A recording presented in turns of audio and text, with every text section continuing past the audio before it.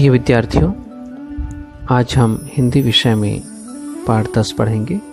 पाठ का नाम है प्रवास और इसके लेखक हैं श्री सालिम अली। पक्षी विज्ञान से संबंधित जितनी विचित्र बातें हैं उनमें सबसे ज़्यादा अजीब है पक्षियों का एक देश से उड़कर दूसरे देश को जाना और फिर लौटना, अर्थात कुछ समय के लिए उनका प्रवास। यह अजीब बात अब भी रहस्य बनी हुई है। साल में 2 बार बसंत और पतझड़ में लाखों चिड़िया किसी सुनिश्चित स्थान पर पहुंचने के लिए लंबी यात्रा के लिए प्रस्थान करती हैं। कभी कभी वे महाद्वीप और महासागर तक पार करती हैं। ऐसा क्या है जो उन्हें इस यात्रा के लिए मजबूर करता है? क्यों वे ऐसी खतरनाक यात्राओं के खतरे मोल लेना चाहती हैं और कैसे उन्हें पता लगता है कि किस रास्ते से होकर जाना चाहिए? इन बुनियादी सवालों का अभी तक कोई संतोषजनक उत्तर नहीं प्राप्त हो सका है।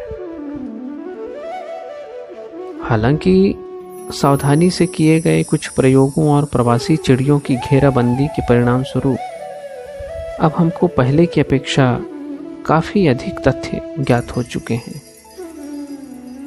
चिड़ियों के इस प्रवास की खास बात यह है कि इन दोनों स्थानों के बीच उनका आवागमन बिल्कुल नियमित होता है। उनकी यात्राओं की भविष्यवाणी तक की जा सकती है, जिसमें 1 हफ्ते या उससे कम का ही आगा पीछा हो सकता है। चिड़िया लौटकर उन्हीं क्षेत्रों, प्रायः उसी बाग अथवा खेत में आ जाती हैं। यही उनके गर्मी और जाड़े के निवास होते हैं और उनके बीच हो सकता है कई हजार मील तक का फासला हो। पहला सवाल जो दिमाग में आता है वह यह कि कुछ प्रजातियों की ही चिड़िया प्रवास के लिए क्यों जाती हैं, बाकी क्यों नहीं? जवाब हो सकता है कि उन प्रजातियों के लिए उनका जीना इस प्रवास पर ही निर्भर करता है, अन्य प्रजातियों के लिए नहीं। कुछ प्रजातियों के लिए जीने की यह शर्त नितांत अनिवार्य न होकर सिर्फ मान्य होती है, क्योंकि उनके कुछ सदस्य तो प्रवास पर जाते हैं और शेष वहीं बने रहते हैं। इनकी आबादी का एक भाग ही प्रतिवर्ष प्रवास पर जाता है और अन्य वहीं बने रहते हैं। यह बात तो समझ में आती है कि कुछ चिड़ियाँ सख्त जाड़े से घबराकर अपेक्षाकृत कम ठंडे स्थानों की ओर उड़ जाती हैं और जैसे ही गर्मी शुरू होने लगती है लौटकर अपने देश आ जाती हैं। वे अपने देश जब आती हैं उस समय वहाँ पेड़ों पर नई नई कोपलें, कलियाँ और फूल निकले होते हैं और परिवार के पोषण के लिए तमाम तरह के कीड़े मकोड़े उपलब्ध होते हैं। गर्मी खत्म होते होते बच्चे बड़े होकर आत्मनिर्भर हो जाते हैं और पतझड़ के बाद पहली सर्दी के पड़ते ही चिड़िया प्रवास पर चल देने को तैयार हो जाती है। उदाहरण के लिए रोजी पेस्टर जो मध्य एशिया में अंडे देती है, भारत से मई में चली जाती है और अगस्त में फिर लौट कर आ जाती है। कुछ चिड़ियाँ ज़्यादा समय भी ले लेती हैं, वे मार्च में आ जाती हैं और सितंबर में लौटती हैं। यहाँ तक तो ऐसा लगता है कि इन कठिन प्रवास यात्राओं का निश्चित महत्व है और शायद जो चिड़िया प्रवास पर जाती हैं उनके लिए कुछ हद तक यह आवश्यक भी है। लेकिन उलझन में डालने वाली बात यह है कि कुछ चिड़िया प्रवास पर पूर्व से पश्चिम या पश्चिम से पूर्व को लगभग उसी अक्षांश पर, लगभग उसी प्रकार के जलवायु वाले प्रदेशों में अंडे देने के लिए जाती हैं। इसके अलावा कुछ ऐसी भी चिड़िया हैं जो प्रवास के नाम पर सिर्फ कुछ मील दूर ही जाती हैं और इसी स्थिति में यह समझ पाना मुश्किल हो जाता है कि इस प्रकार के स्थानीय प्रवास क्यों इतने आवश्यक होते हैं और उनके लिए किस प्रकार लाभप्रद हो सकते हैं।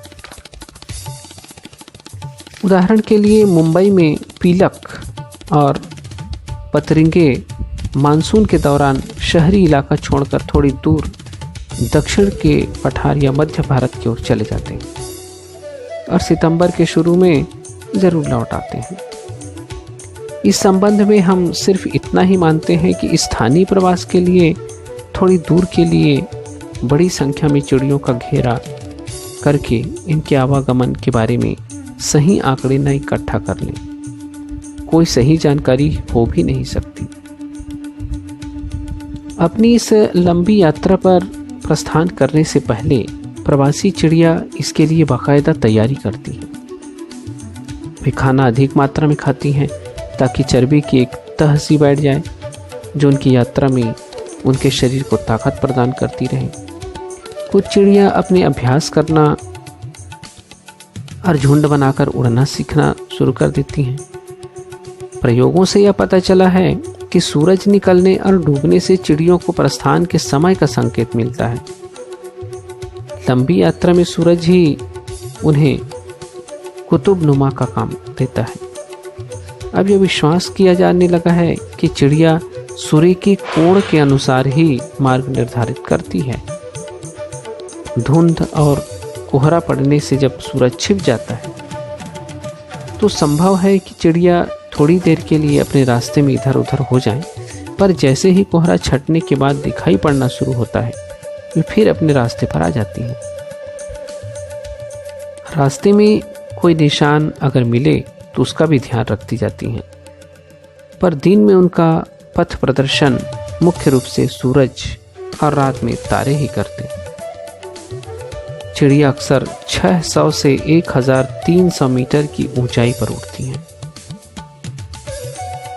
ऐसे में छोटे निशान तो अक्सर दिखाई ही नहीं पड़ते, पर ये निशान कितने कम महत्व के होते हैं इसका सबसे बड़ा सबूत यह है कि कई प्रजातियों में चिड़िया का बच्चा जब पहले पहल प्रवास यात्रा पर चलता है तो प्रायः अपने माँ बाप से बिल्कुल अलग और उनसे पहले ही चल देता है। इसलिए हम यह मानने के लिए मजबूर हैं कि जिस बोध के द्वारा वे सूरज के अनुसार रास्ता खोजते हैं उनका विश्लेषण तो संभव नहीं है, अतः इसे सहज वृत्ति ही मानना चाहिए। कुछ प्रजातियां ऐसी होती हैं जिनकी चिड़िया अकेले ही प्रवास यात्रा पर चलती हैं। हालांकि अधिकांश चिड़िया छोटे या बड़े दलों में ही चलती हैं। अनेक छोटी चिड़िया वैसे तो सब काम दिन में करती हैं, पर प्रवास में रात को ही उड़ना पसंद करती हैं। शायद इसलिए कि रात को आक्रामकों से कम खतरा रहता है। छोटी चिड़िया लगभग 30 किलोमीटर प्रति घंटा के हिसाब से उड़ती हैं और प्रवासी चिड़िया एक दिन में औसतन 8 घंटे उड़ती हैं। इसलिए प्रवास यात्रा का एक खंड 250 किलोमीटर से कम होना चाहिए। बड़ी चिड़िया प्रायः 80 किलोमीटर प्रति घंटे के हिसाब से उड़ सकती हैं और इसलिए वे एक दिन में काफ़ी अधिक फासला तय कर सकती हैं। समुद्रों को पार करने में चिड़ियों को लगातार काफ़ी समय तक उड़ना पड़ता है और ऐसे में बहुत से दल 36 घंटे तक लगातार बिना रुके उड़ते हैं। अक्सर दल बुरे मौसम, आंधी, अंधड़ आदि में फंस जाते हैं, विशेष रूप से जब वे ज़मीन पर उड़ रहे होते हैं। ऐसे में बहुत सी चिड़िया मर जाती हैं। सारांश यह है कि प्रवास यात्रा हमेशा कठिन और थकाऊ तो होती ही है, साथ ही खतरनाक भी होती है। अधिकांश प्रवासी चिड़िया अपना जाड़ा काटने के लिए भारत आती है, पर यहाँ वे प्रजनन नहीं करती। बहुत सी चिड़िया जो पूर्वी यूरोप में या उत्तरी और मध्य एशिया या हिमालय की पर्वत श्रेणियों में रहती हैं, जाड़े के दिनों में भारत में आ जाती हैं। इस प्रकार प्रवास पर जाने वाली चिड़ियों में प्राय वे ही होती हैं जो समुद्री किनारों, नदियों और झीलों के इर्द गिर्द जुटने वाली बत्तखें और जल में विहार करने वाली होती हैं। प्रवासी चिड़ियों के बारे में निश्चित जानकारी इकट्ठी करने के बारे में इस शताब्दी के प्रारंभ से ही संसार भर में जो तरीका अधिकाधिक प्रयोग होता आया है वह है उनकी टांगों में एल्युमिनियम के छल्ले पहना देना। चिड़ियों को पकड़कर छल्ला पहनाया जाता है, रजिस्टर में लिखा जाता है और फिर उसे छोड़ दिया जाता है। ये छल्ले उपयुक्त नापों के बने होते हैं। उन छल्लों पर क्रम संख्या और छल्ला पहनाने वाले का पता दिया रहता है, जिसका अर्थ होता है कि जिसको भी वह चिड़िया किसी भी स्थिति में मिले वह उसे इसकी सूचना दे दे। मुंबई की नेचुरल हिस्ट्री सोसाइटी इस संबंध में एक योजना चला रही है, जिसके अनुसार विभिन्न प्रवासी प्रजातियों की चिड़ियों के छल्ले पहनाने का काम भारत के विभिन्न भागों में बड़े पैमाने पर किया जा रहा है और पिछले 5 वर्षों में उसको बहुत से ऐसे तथ्य और आंकड़े प्राप्त हुए हैं जो पहले बिल्कुल अज्ञात थे। कई जंगली बत्तखें 4800 किलोमीटर दूर साइबेरिया में पाई गई हैं। विभिन्न प्रजातियों के दूर दूर पहुंचने और पाए जाने से संबंधित बहुत सी उपयोगी जानकारी इकट्ठी होती जा रही है। छल्लों पर लिखा है नेचुरल हिस्ट्री सोसाइटी। मुंबई को सूचना दें और साथ ही क्रम संख्या भी दी जाती है।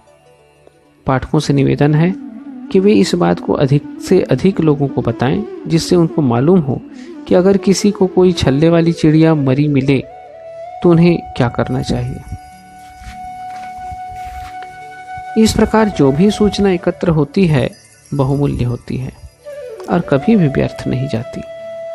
भारत में बहुत सी ऐसी चिड़िया भी मिलती हैं जिनके पाँव में विदेशों के छल्ले होते हैं। इस प्रकार प्राप्त सभी छल्ले, चाहे वे स्वदेशी हों या विदेशी, सोसाइटी को भेज दिए जाने चाहिए।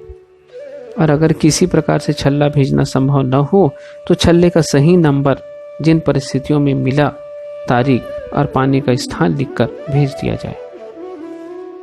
भारत में चिड़ियों के आवागमन के बारे में समुचित जानकारी इसी प्रकार के सामूहिक प्रयत्नों द्वारा इकट्ठी की जा सकती है।